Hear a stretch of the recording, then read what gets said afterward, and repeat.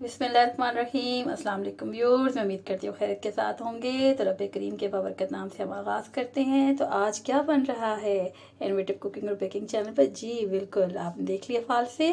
आज हम बना रहे हैं फालसों का शरबत, फालसों का जूस। तो देखिए कैसे बनाते हैं हम इसको। तो शुरू करते हैं। हमें फालसे चाहिए होंगे। जो आप देख रहे हैं वो 1 kg थे, उसमें से मैंने 500 ग्राम ले लिए, यानी कि आधा किलो। चीनी ली 400 ग्राम। आप अपने हिसाब से शुगर ले सकते हैं क्योंकि खट्टे होते हैं, इसलिए हमने इसी हिसाब से चीनी ली है।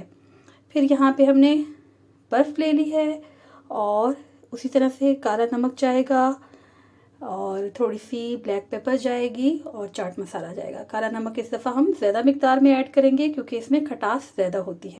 500 ग्राम फालसों में आप थोड़ा सा इसमें पानी ऐड करें जिससे ये इसका पल्प अच्छे से निकल आए। फालसे बीज के समेत हम इसको भी कर रहे हैं ग्राइंड। अभी इसमें और कोई चीज़ हम ऐड नहीं करेंगे और आप एक किस्म का रेगुलर वाटर लें, बहुत ज़्यादा ठंडा भी ना हो, ताकि हमें इसका पल्प निकालने में आसानी रहे।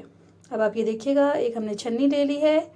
बड़ी छन्नी लें तो ज़्यादा ईजी हो जाएगा। स्ट्रेनर के साथ इसको हम निकाल रहे हैं और अच्छी तरह इसको स्ट्रेन करें, कोई बीज ना रहे। ये देखिए किस तरह से इसका बहुत ही फ्रेश हैं ये फालसे। बड़ा ही रिफ्रेशिंग होता है, मैदे के लिए और जिगर के लिए बहुत अच्छा है। यरकान के मरीज़ों के लिए बेहतरीन है।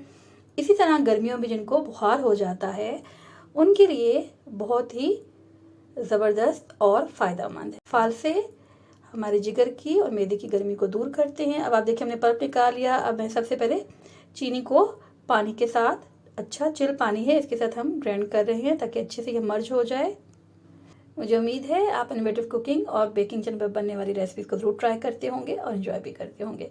ये देखिए हमने पल्प निकालते हुए साथ साथ हम उसमें पानी ऐड करते रहे, उसको निकालते रहे। अब हम ये यहाँ पे साथ में डाल रहे हैं चीनी के। अब हमने चाट मसाला डाल दिया, ये 1/4 टीस्पून है।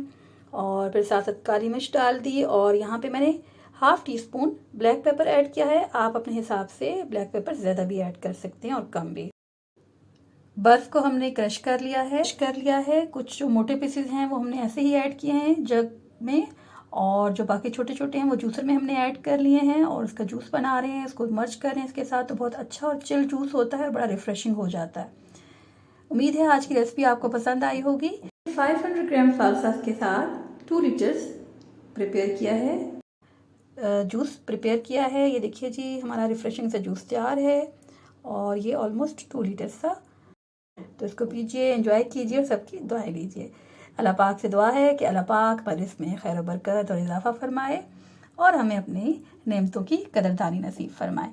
तो मिलते हैं जल्दी नेक्स्ट वीडियो में। तब तक अल्लाह निगहबान। कुकिंग और बेकिंग चैनल के साथ उर्दू लैंग्वेज को भी सब्सक्राइब करें।